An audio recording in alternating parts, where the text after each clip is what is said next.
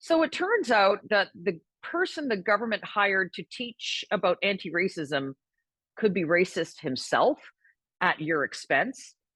And the ongoing investigation into the biggest mass shooting in Canadian history and accusations of political interference. Needless to say, it's been a busy week on Parliament Hill. I'm Adrienne Batra. With me are Brian Lilley and Jamil Jivani. Okay, Jamil, I want to start with this great insane story about a consultant that was hired to provide anti-racist training in Canadians broadcasting and media. Turns out he is kind of racist himself, referring to the Jewish people as feces and just terrible things to say that I don't even want to repeat. Okay, so who is this Laith Marouf and what is happening here? Well, yeah. So this guy, Laith Marouf, is a senior consultant with an organization that the Canadian Department of Canadian Heritage has paid over six figures to $133,000 to help teach about anti-racism. And the bizarre element of this is that we seem to have made anti-racism such a complicated idea that basic vetting of how someone actually feels about their fellow human beings doesn't seem to matter anymore to whether we declare something racist or not. So it's I think a sign of how we've set up this standard where we focus on things that are so complicated, like we're all living in a graduate school seminar class where we talk about microaggressions and critical race theory and all these big concepts. You can even see what the federal government's put out in terms of its own definition of anti-racism. And it turns out that the most basic definition that I think most Canadians would identify is that you hate another group of people, or you say harsh and hateful things about another group of people for no reason other than that they belong to that group, whether because of what they look like, their ethnicity, where they come from, their ancestry. That's the basic definition of racism that this guy seems to be entertaining in his tweets. Now, his lawyer has already responded to, claim that he's innocent, that he doesn't actually have these views about a large group of people. But the reality is this: Prime Minister Trudeau appointed a former Liberal minister, Irwin Cotler, to be our special envoy on anti-Semitism. And Irwin Cotler has come out and said, this is beyond the pale. So our federal government's own expert on anti-Semitism is concerned about its anti-racism expert. There are way too many lines being crossed here. Yeah. Yeah. And Brian, we're just showing right now some of the screen grabs of the tweets that Marouf has put out over the course of the last year or so. Luckily, another journalist, Jonathan Kay, managed to get the screen grabs before they were all deleted and taken down. But to me, it seems like in this desperate environment to ensure that you don't have any element or hint of racism or any of these things, governments are so willing to pay any amount of money to make themselves look like they're actually doing something. But I want to go back to sort of the language that Marouf uses about the Jewish people, what he refers to as the Jewish, his words, Jewish white supremacists. You've got another bit of information in your hands there that, we caution to our viewers, there's some disturbing language here. Yeah, let me just read one of the tweets, and this is from July of 2021, so not long ago. And he wrote, "The Jewish White Supremacist Summit hosted by Apartheid Canada PM at Justin Trudeau was the brainchild of Irwin Cotler, the grand wizard of Zionism in this colony." And then he uses some rather colorful language to describe how Cotler looks in less than flattering terms. Look, I do not know Laith Marouf. I don't know him at all. I do know Irwin Cotler. Irwin Cotler, academic, great lawyer, former justice minister in the Paul Martin government, someone that I covered for a long time, got to know. We disagree on a lot of things politically, but one thing I will never question is that Irwin Cotler is not a racist. He's not a white supremacist. He's not part of any colony or a grand wizard of anything. He is a stand-up citizen of this country and someone that we can all be proud of. And this guy's, just attacking him for what? One simple reason: he's Jewish. That's what it comes down to. And to Jamil's point, That's the basic definition of racism right there. Why is he saying these things? Because by all appearances, he may say it's not true, but by all appearances, this guy doesn't like Jews, and he's going to say nasty things about Jews and then claim it's not racist. I'm sorry, I think that meets the definition.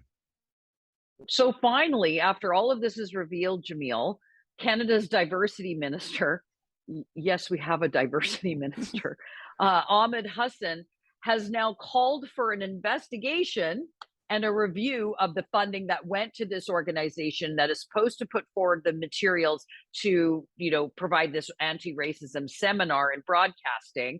They have an event that's coming up in Calgary in mid-September. Do you think that anything will happen with this so-called review? Does the funding get pulled? What's going to happen? I do think something is going to happen. I don't know what. With these contracts, they may not be able to pull the funding. They may not be able to, stop the event from happening. But I could see some sort of decision being made to stop working with this group, if for no other reason than by insulting Irwin Cotler, a man who is widely respected across the political spectrum, as Brian said. And the Yeah. PM. I don't I don't know if people are as sensitive to insulting Justin Trudeau, but certainly insulting Irwin Cotler. I think that just really shows the character of some of these people involved. And it really was going to call into question, if you do believe Irwin Cotler is an authority on anti-Semitism, how do you continue working with a group that seems to hold him in such a low regard? The other element of this that I think is important to point out as well is that this is so much of this is about like trying to focus on optics. And I think we have a government that is so focused on optics and very rarely focused on substance, that this is probably a reflection of how they make decisions in the bigger picture. They don't do their due diligence. They don't look at, what's going to be the consequences of their decisions. They're so focused on how it's going to look on television, how it's going to look to their base. And this is just another example of how short-sighted decision-making can be when you're only interested in your own political power. Shallow. Well, and speaking of short-sightedness, I mean, the Liberal government is no stranger to political interference on big issues. Just ask our former Attorney General, Jody Wilson-Raybould. Brian, I'm referring now to the testimony that we heard this week from RCMP Superintendent Darren Campbell into the biggest mass shooting in Canadian history, which happened in Nova Scotia. There had been accusations of political interference that RCMP Commissioner Brenda Lucki had, quote, promised the safety minister, Bill Blair, and the PMO that they would release the information about the guns that were used in that mass shooting. This is all in the wake, of course, that the Liberals had gun legislation sort of out there, and that the suggestion was that if the information was released about the type of gun used, it would buttress their argument for this gun legislation. Pretty explosive testimony that was heard this week on Parliament Hill. Well, this week we heard from Superintendent Darren Campbell. We heard from Leah Scanlon. She used the term disgust at how, not disgust as in we talked about it, she was disgusted on how things were talked about, that the commissioner had tied in how they should be handling the Nova Scotia Mass shooting investigation and how it was communicated with the public into the government's political agenda. That is political interference. Darren Campbell says that the commissioner said that she had promised the minister. Leah Scanlon says this. Superintendent Chris Leather, the former commanding officer for Nova Scotia, Lee Bergerman, they all say the same thing. And the people that are denying this are all the politicians on Parliament Hill. And I'm going to include Brenda Lucki in that, because the commissioner of the RCMP, like any police chief, really is more of a politician than a cop. And who are you going to believe? The politicians or people who actually were on the receiving end of what was going on? The Prime Minister's line, by the way, is there was no undue influence. Where did we hear that line before? Jody Wilson-Raybould and Trudeau's attempt to influence the then Attorney General into not proceeding with a criminal prosecution. Jamil, it always strikes me as it's easy to deny and say, oh, well, we didn't do that. I can hear Bill Blair's voice in my head right now that we didn't try to interfere.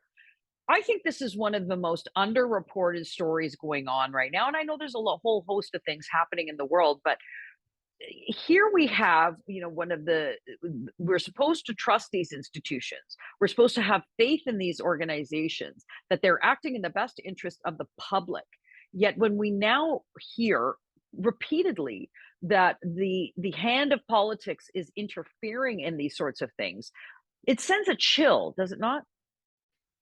Yeah, I mean, look, I'd agree with you. This is underreported, and it does have me wondering why. One of my concerns is this a case where a lot of people, whether it's in the Trudeau administration or in the media, think that the ends justify the means because they agree with some of the gun control policies. They think that the political interference in what should be apolitical arms of government is justifiable. And maybe that's why we don't see the fervor around this issue from a lot of people who really should be concerned about process and procedure. I mean, at the end of the day, we have systems in place in this country, and this country has been so successful up till this point in terms of offering a good quality of life to people and having stability in our democracy because we respect the systems that are in place, the rules, the norms. This is what holds people in power accountable. And unfortunately, with Prime Minister Trudeau, and I really do believe this will be part of his legacy when he does move on, he was someone willing to circumvent the rules and norms of democracy for the sake of his own influence and his own power. Well, we encourage the opposition parties to continue to get answers for Canadians. Log on to Facebook and Twitter. Let us know what you think. And go to torontosun.com and hit that subscribe button to continue to support the great journalism we are doing.